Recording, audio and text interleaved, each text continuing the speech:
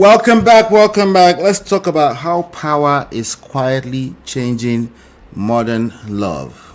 Okay, this is very, very, very, very, very, very, very important. If you notice, I've been coming up with some of these lessons because I really, this is my life work. I want people to have better relationships, not just romantic relationships. Of course, we'll always use that angle because I think that's what people are struggling with for the most part, but just relationships in general. But yes, your romantic relationships as well.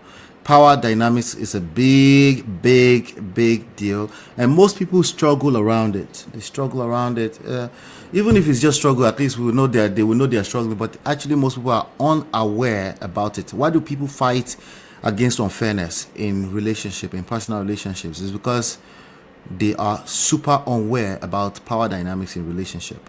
Okay, if you cannot focus on those two things at the same time, it's very difficult. I guess you can, but it's very difficult to focus on understanding power dynamics in relationship but fighting for fairness in relationship at the same time.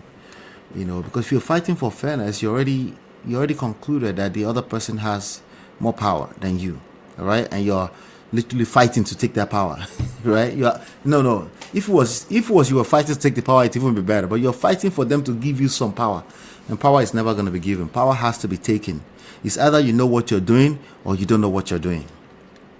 So the cycle of unfairness or obsession with fairness is perpetuated because it's coming from a mindset that's always fighting against fairness. Should we be fair? Yes. That has nothing to do with what I'm saying. So listen carefully. Okay, listen attentively. Going to bonjour Fuji show. All right, power point number 105. Power always shows when love is tested. Okay, love is beautiful when you're in love in the beginning. When you fall in love with a person, love is beautiful, of course, right? But it only lasts for so long before it gets tested. When it gets tested, then power shows up. Okay, case in point examples: Regina and Ned, right?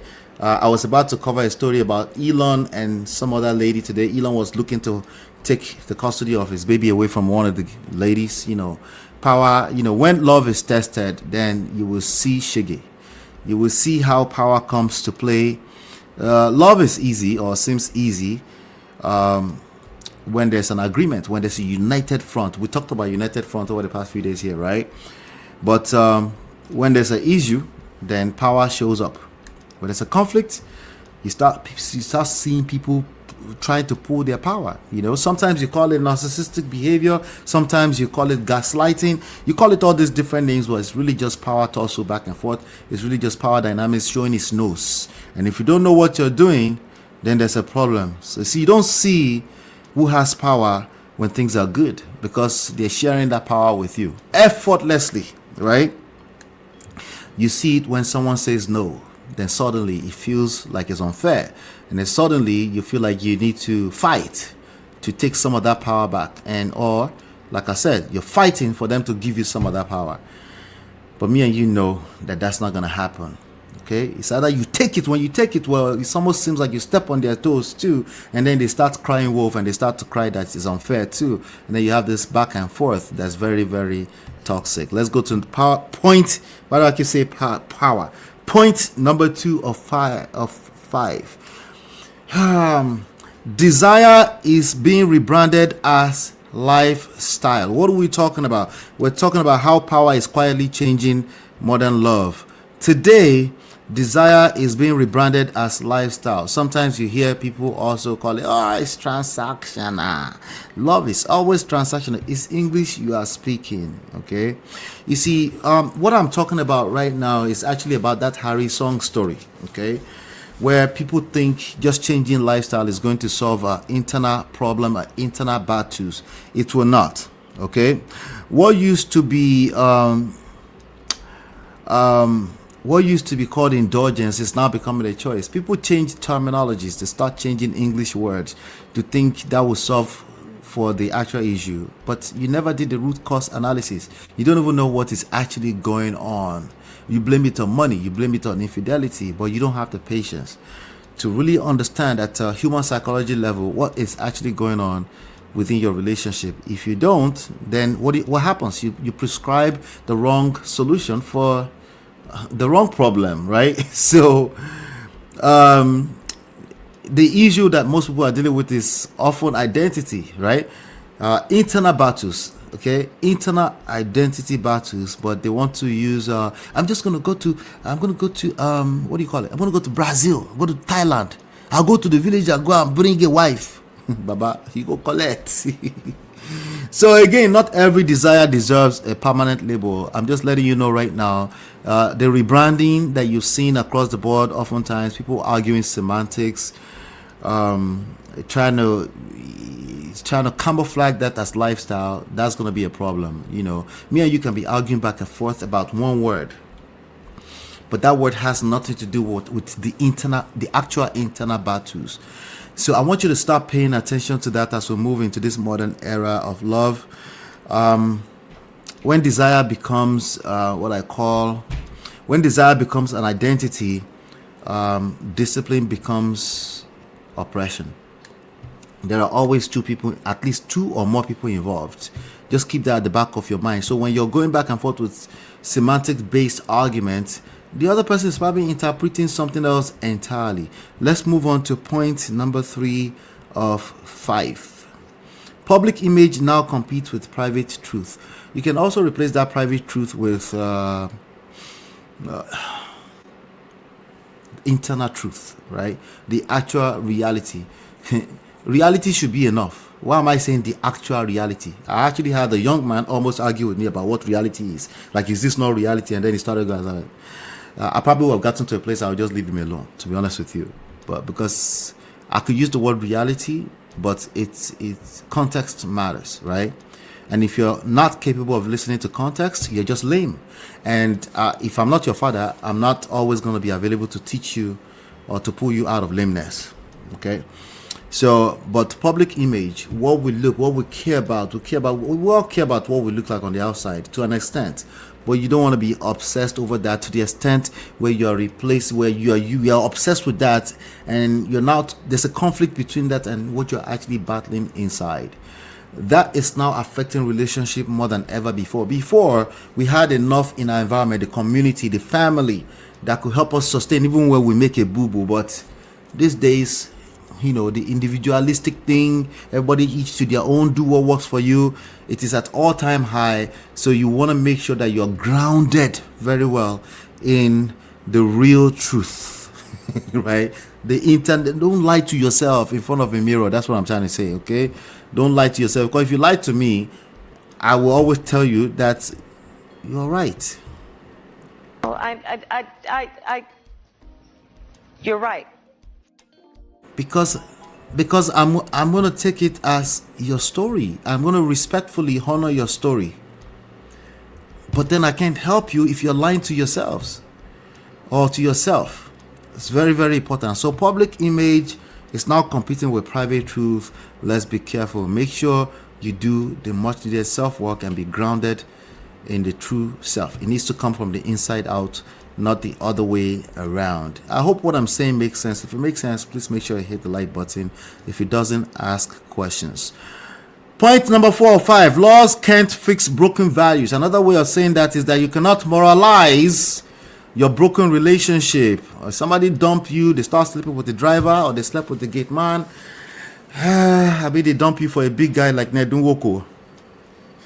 Laws is not going to fix that. Whoever is fantasizing about that story that we read from Akwa Ibom and is creating that story, get over yourself. It's not going to happen. It's not sustainable. The government cannot afford to be sponsoring stupid bills. You're responsible for your own personal relationship. There's just too much of it going on, and they can't be worrying about that. As long as you're safe for yourself and other people and for the general public, that's all they care about. And if you take your matters into family court, you go collect. Woto. Sorry. If you don't know how to resolve your issues, if you can't figure it out, if you can't seek the help you need to help negotiate outside of the courtroom, you go collect, because that's not what they do. Again, like I said, laws cannot fix broken values, okay? You can punish behavior, but you cannot heal desire. What people want is what they want. Laws manage chaos. by the time it becomes chaos is long after it started internally. Okay, laws are not going to help you with internal personal moral values, character, those kind of things. Not so much. It's only when it starts hurting the public that they care. Okay, at that point obviously they have to care. That's what they get paid, that's what they take taxes for. But to be helping you resolve your issue, they will charge you to help you, to force you back to settlement. And then if you still can't figure it out, and then you go collect, they start charging you child support, and it continues to get messier. So nobody wins when you end up in those court system. Okay, so let's just know this and know peace. All right. Fear, they might create a little bit of fear. Fear can stop action. But when it comes to actual loyalty, which is what you're looking for in a personal relationship, fear actually works against that. You want people to want to be a part of you because they want to, not because you force them using the law. Gentlemen, stop advocating for stupid shit. That's not sustainable. Okay? Excuse me. You can scare people into obedience, but you can't scare them into love. Let's move on to last but not least. We're talking about, again, what are we talking about? We're talking about how power is quietly changing modern love. This has always been this way, but it's more highlighted than ever before. That's why you see more numbers at divorce court than 60 years ago. It doesn't mean people were not dumping people or going back to their father's house. It just means we have more data. That's all it means. In every society, every era, there was always a loser and there was a winner. You will be a winner in Jesus' name. Amen.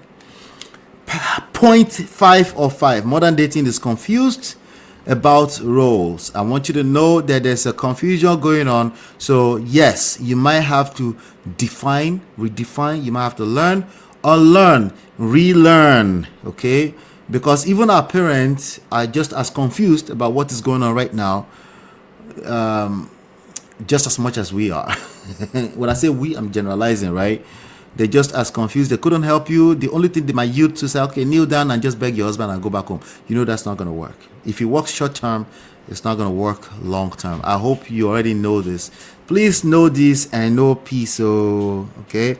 The reality is that people want freedom and security at the same time. People want certainty and variety at the same time. Hey, welcome to the real world. It's always been that way. Human beings are confused, okay? They want options without the responsibility. It's not just women. Stop saying that to yourself. It's every human being. We want options, but we don't want the responsibility. But that's why we have civilization. We create guardrails around that so that we don't self-destruct. Okay? People want tradition when it benefits them, and they want modernization or modernity when it doesn't benefit them. Most people don't want a role, especially in your romantic life. They don't want a role. They want the advantage.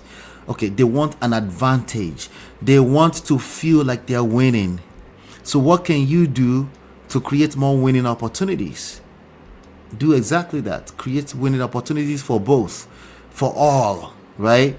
Identify the value you're getting from them, and then put yourself at rest that you know what you're doing. You know what you're doing that for. You actually have a reward, at least long term. Okay, short term, sometimes, especially in conflict and crisis, if you feel like it's unfair, don't be obsessed with fighting against unfairness.